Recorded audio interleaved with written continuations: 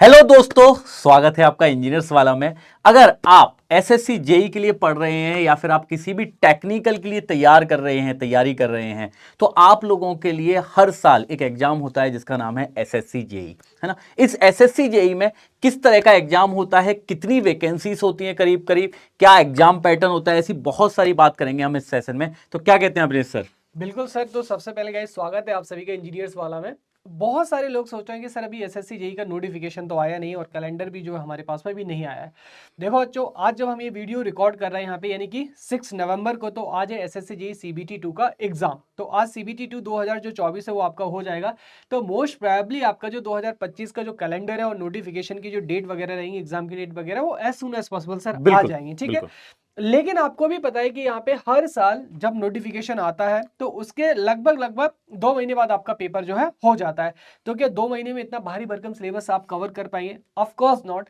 तो यहाँ पे हमें एंड मोमेंट का वेट नहीं करना है, हमें जो अपनी प्रिपरेशन अभी से स्टार्ट करनी है। तो इस वीडियो को बनाने का उद्देश्य यही है कि खासकर की जो एक फ्रेशर स्टूडेंट है वो इस तरीके की गलती करने से बचे, और जो भी ड्रॉपर स्टूडेंट है वो भी एंड मोमेंट के लिए बैठे रहते हैं, तो उनको भी यहाँ पे गाइड करना है कि आप यहाँ पे टाइम वेस्ट बिल्कुल मत कीजिए। जनरली यहाँ पे ऐसा होता भी है कि आप जब बिल्कुल भी कोई भी जूनियर इंजीनियर की वैकेंसीज देखेंगे, है ना, तो उसका कभी भी कोई भी वैकेंसी आती है गवर्नमेंट की तो वहां पे आपको मैक्स टू मैक्स 2 से 3 महीने मिलते हैं। बिल्कुल पर कोई भी एग्जाम को कवर करने के लिए आपको 2 से 3 महीने सफिशिएंट नहीं होते। आपको मिनिमम एक साल, है ना, एक साल आपको बहुत अच्छे से पढ़ाई करनी ही होती है, ठीक है, और एक अच्छी एग्रेसिव पढ़ाई करनी होती है ताकि आप सब कुछ कर सकें ऑल एई और जेई के लिए, ठीक है। तो सर तो स्टार्ट करते हैं यहाँ पे बिल्कुल सेशन को, है ना। तो इस सेशन में सर हम क्या कवर करने वाले हैं? बिल्कुल exam sir. Pattern, CBT 1 CBT 2, गजब सर, और टेक्निकल सिलेबस, यहाँ पे नॉन टेक्निकल सिलेबस, और जो प्रीवियस ईयर कट ऑफ मेरे हिसाब से सर एक बहुत इंपॉर्टेंट रोल प्ले करता है। बिल्कुल तो आई थिंक सर बच्चे वेट कर रहे हैं, तो स्टार्ट करते हैं।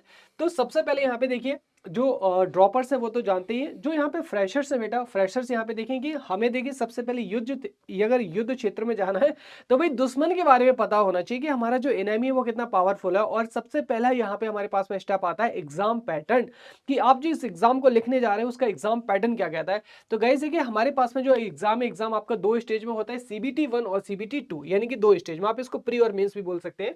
आपका जो सीबीटी 1 है गाइस, सीबीटी 1 में टोटल आपको मिलते हैं 200 क्वेश्चन, जिसके लिए आपको 200 मार्क्स दिए जाते हैं। और जो टाइम है यहाँ पे 200 क्वेश्चन के लिए होता है मात्र आपका 120 मिनट, यानी कि 120 मिनट में आपको 200 क्वेश्चन भाई यहाँ पे सॉल्व करने रहते हैं। जिसमें से अगर हम बात करें, जैसे हम इलेक्ट्रिकल इंजीनियरिंग की बात कर रहे हैं यहाँ पे, है ना, तो यहाँ पे सिविल मैकेनिकल के लिए भी सेम पैटर्न रहता है। तो यहाँ पे इलेक्ट्रिकल के आपको 100 क्वेश्चन देखने को मिलेंगे और इसके लिए आपको 100 मार्क्स अवार्ड किए जाएंगे। इसके बाद में हमारे पास में देखो, यहाँ पे जो सीबीटी 1 है इटसेल्फ ये 2 पार्ट में डिवाइड हो जाता है, पेपर 1 और पेपर 2, यानी कि पेपर ए और बी। इसका ये मतलब नहीं कि एक पेपर अलग होगा दूसरा पेपर अलग होगा ना, यहाँ पे पूरा एक ही पेपर होता है 200 क्वेश्चंस का, बस इसके पार्ट टेक और नॉन टेक को अलग कर दिया जाता है। तो टेक्निकल यहाँ पे आपके 100 क्वेश्चंस हैं और आपको 100 मार्क्स अवार्ड किए जाएंगे। नॉन टेक्निकल यहाँ पे बराबर वेटेज होता है टेक्निकल के। तो आपको जो आपके इकलौते जो 50 क्वेश्चन है वो कहाँ से आएंगे भाई? रीजनिंग से आएंगे। देख रहे हैं मतलब कितना ज्यादा हाईली वेटेज है रीजनिंग का। उसके बाद में अगर हम बात करें यहाँ पे जनरल अवेयरनेस के 25 क्वेश्चन, जनरल साइंस के 25 क्वेश्चन, है ना, और जिसके लिए आपको 25-25 मार्क्स भी दिए जाएंगे।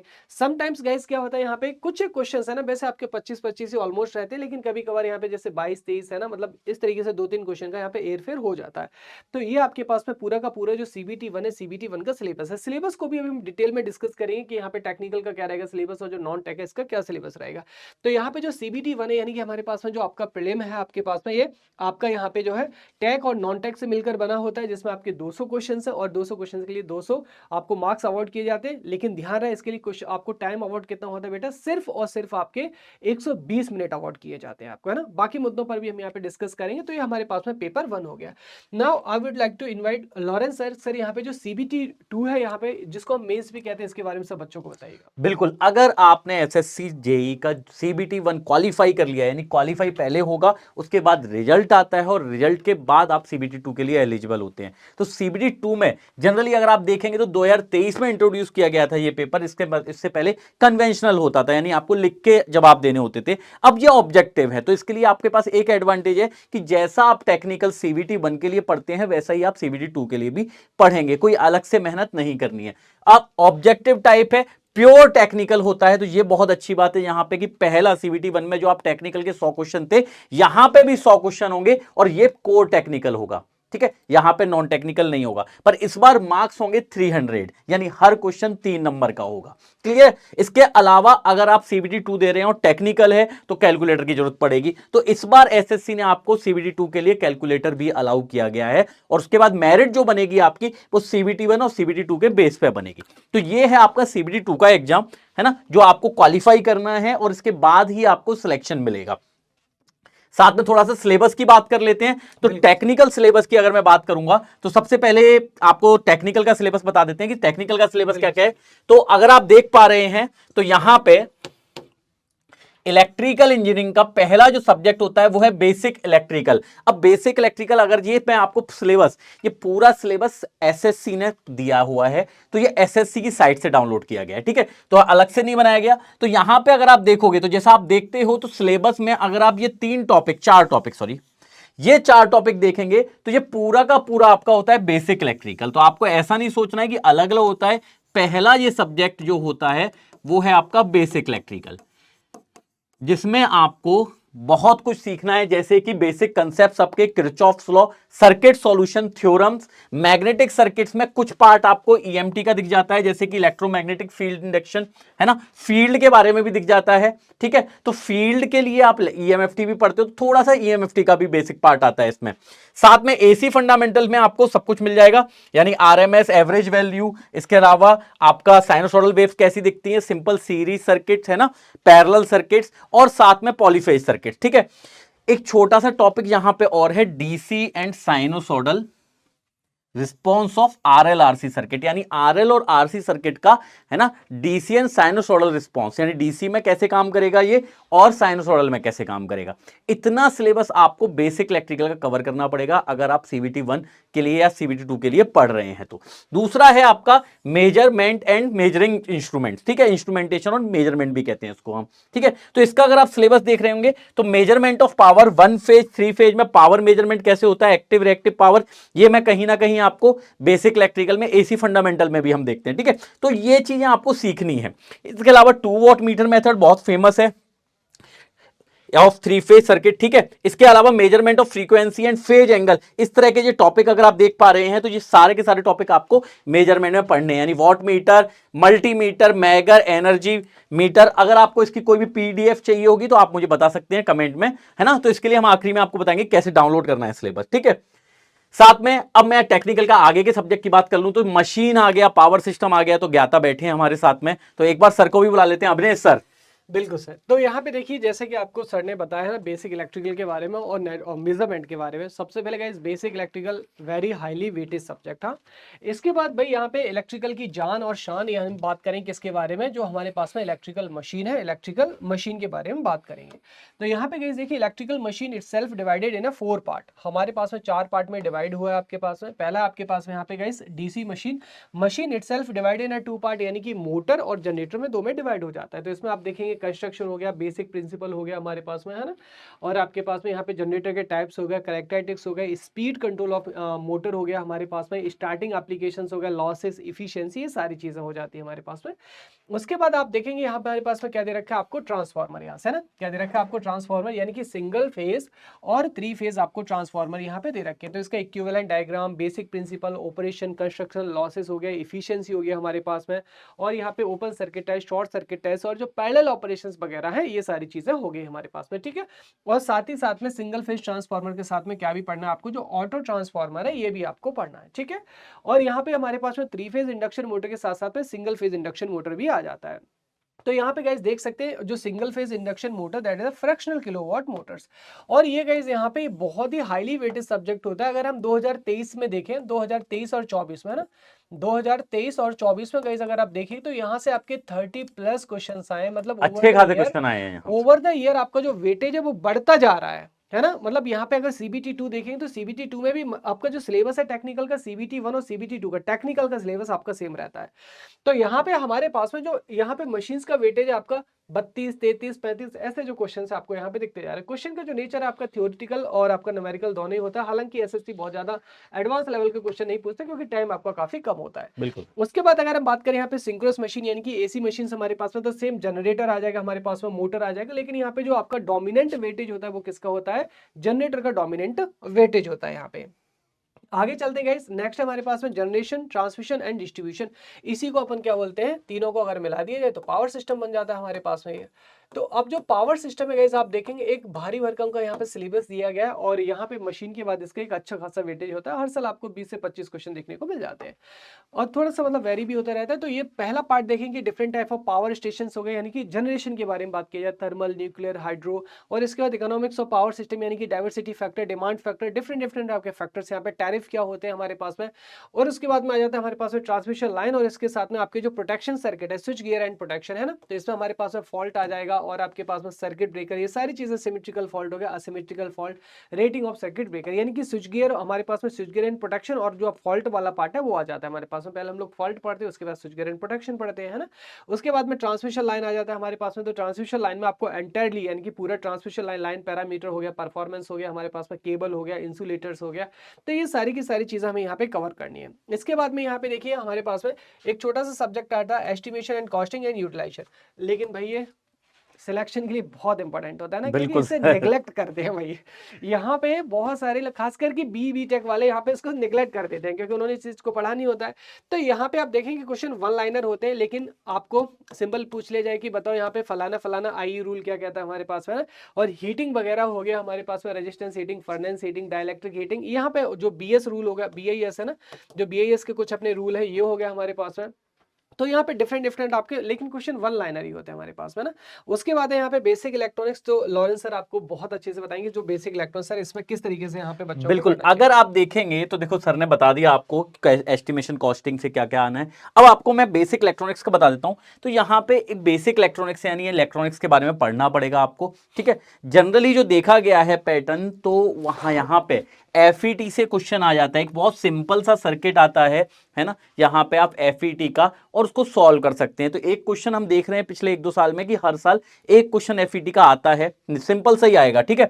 BJT का बेसिक क्वेश्चन आएगा, इसके अलावा डायोड का बेसिक क्वेश्चन आएगा, है ना, और साथ में सेमीकंडक्टर फिजिक्स। ये 4 टॉपिक ऐसे हैं जो यहाँ पे आपको कवर करने होते हैं। अगर आपको नहीं पता, धीरे धीरे सीख जाएंगे, पढ़ेंगे तो सीख जाएंगे। साथ में आपको एक बड़ी चीज बता देता हूं मैं आपको कि अगर आप तैयारी कर रहे हैं तो मेन वेटेज की बात, जैसे अवनीश सर ने कहा भी था कि बेसिक इलेक्ट्रिकल का एक अच्छा खासा वेटेज होता है ना, तो यहां पे मैं वेटेज बता देता हूं। तो बेसिक इलेक्ट्रिकल करीब करीब आता है आपका 20 से 30 मार्क्स का, ठीक है। तो सब्जेक्ट वाइज भी आपको करीब करीब वेटेज दिख जाएगा, है ना। मेजरमेंट आता है आपका 7 से 8 मार्क्स का, और ऐसा नहीं है कि है ना इसमें ही आसपास वेरी करेगा, ठीक है। मशीन 20 से 30 मार्क्स के बीच में ही आएगा आपका, यानी एक अच्छा खासा वेटेज मशीन रखता है, बेसिक इलेक्ट्रिकल रखता है और पावर सिस्टम रखता है। पावर सिस्टम के भी 20 से 30 या 20 से 25 मार्क्स तो आप कह ही सकते हैं क्वेश्चन के लिए। तो ये 3 सब्जेक्ट मिलके आपको एक बहुत अच्छा वेटेज देते हैं, पर इसका मतलब ये नहीं है कि सिलेक्शन, ये तो आने ही चाहिए। इसके बाद कुछ सब्जेक्ट हैं जैसे कि 8 से 10 मार्क्स का ये, 6 से 8 मार्क्स का ये, ठीक है। तो ये जो छोटे सब्जेक्ट हैं बेटा, आपका सिलेक्शन ये ज्यादा मैटर करेंगे, क्योंकि इन सब्जेक्ट्स पे आप क्या कर सकते हो, इन सब्जेक्ट से आप अपनी रैंक बढ़ा सकते हो। क्या कहते हो अपने बिल्कुल सर। और यहाँ पे सर ये भी कहना चाहूंगा कि इस पे ना फिक्स मत रहिए, हाँ, फिक्स मत रखिए, पर ये आपका करीब करीब वेटेज है। रिजिड न तो होना है कि यहाँ पे देखो, हाँ। यहाँ पे वेटेज आपका कम ज्यादा होता रहता है ना, कम ज्यादा होता रहता है। तो आप ये मत मान के चलिए कि सर ने बोला तो यही आएगा। ओवर द ईयर आप देखें तो कोई मशीन का वेटेज कम हो गया तो आपका पावर सिस्टम का वेटेज बढ़ गया। हाँ, यानी कि आप देख सकते हैं 20 से 30 का मतलब ये है कि अगर इसका सब्जेक्ट कम हो गया तो ऑन एन एवरेज दूसरा सब्जेक्ट का वेटेज बढ़ जाता है। यहाँ पे कंक्लूजन ये है कि आपको छोड़ना कुछ नहीं है, क्योंकि बिल्कुल, मतलब आपको, हम जैसे हमें से कोई देखो भगवान नहीं है, तो एक साल पहले की चीजें प्रेडिक्ट कर ली जाएगी यहाँ पे कौन सा सब्जेक्ट कितना आएगा। तो यहाँ पे मूल मंत्र ये है बेटा कि जितना आयोग ने सिलेबस दिया है उसमें से आपको छोड़ना कुछ नहीं। हाँ। अब सर यहाँ पे हम चलते हैं टेक्निकल की बात करते हैं। टेक्निकल की बात के बाद नॉन टेक्निकल के बाद में। अब देखिए यहाँ पे बीइंग, अगर मैं बात करूं यहाँ पे टेक्निकल पर्सन, तो भाई मुझे नॉन टेक उतना पसंद नहीं रहता। हालांकि यहाँ पे देखो रीजनिंग तो हमारा ऐसा है कि हम सबका फेवरेट होता है ना, तो इसमें हमको कोई प्रॉब्लम नहीं आती। लेकिन देखो सर, एक कहावत की गई कि प्रैक्टिस मेक्स मैन परफेक्ट। कितने भी अच्छे आप धुरंधर हो, कितने भी अच्छा आपका मैथमेटिक्स और आपकी जो रीजनिंग सोचने की क्षमता अच्छी हो, लेकिन अगर आप प्रैक्टिस नहीं करेंगे तो डेफिनेटली आप यहाँ पे टाइम फ्रेम में नहीं उतर पाओगे। आप बिल्कुल खुद से सोचिए, लैग कर जाएंगे। बिल्कुल सर 200 क्वेश्चन है आपके पास में और 200 क्वेश्चंस के लिए मात्र 120 मिनट दिए गए हैं, तो पर क्वेश्चन 30 सेकंड के लगभग आपका निकल रहा है भाई।